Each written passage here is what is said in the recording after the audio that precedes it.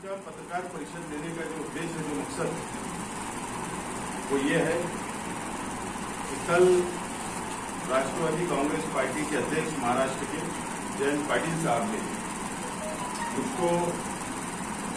मालेगांव शहर महानगर जो एक जिला का दर्जा है उसका अध्यक्ष मुझे बनाया और डिक्लेयर किया कल।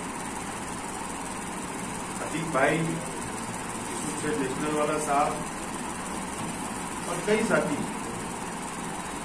राष्ट्रवादी कांग्रेस पार्टी की सदारत के लिए काफी कोशिश उन्होंने की, लेकिन हम लोगों का, राजू भैया, अतीक भाई, सेठ और हम लोगों का सलाह मशवरा बीच में होता रहा कि हम लोगों को एक अच्छा लाएमल तैयार करते हुए पार्टी को मजबूत करने की कोशिश करना चाहिए। और मैंने प्रदेश राष्ट्रवादी कांग्रेस के अध्यक्ष जयंत पाटिल साहब और विपल साहब, अजीत दादा साहब को भी मैंने ये इच्छा जाहिर की थी कि मुझे अध्यक्ष पद की जरूरत नहीं है, मैं ऐसे ही एक कार्यकर्ता बनकर काम करना चाहता हूं।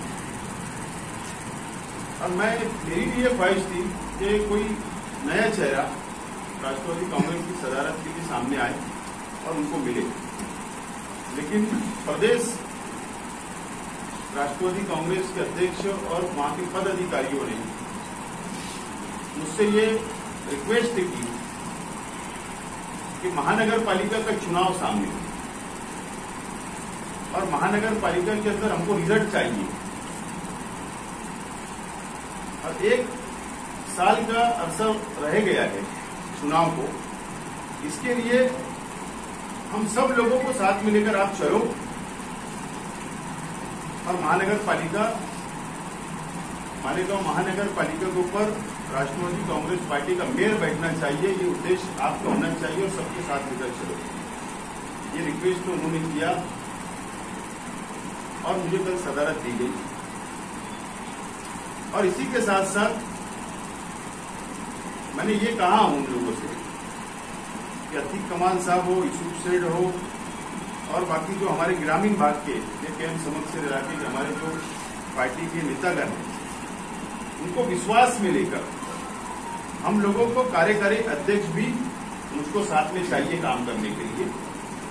उसके लिए उन्होंने कहा है कि आप सलाह मशवरा करके नाम प्रपोज करो और उसके बाद हम लोग आगे उसके ऊपर भी फैसला लेंगे और आपके मन मुताबिक जैसा आप चाहते हो उस हिसाब से हम लोग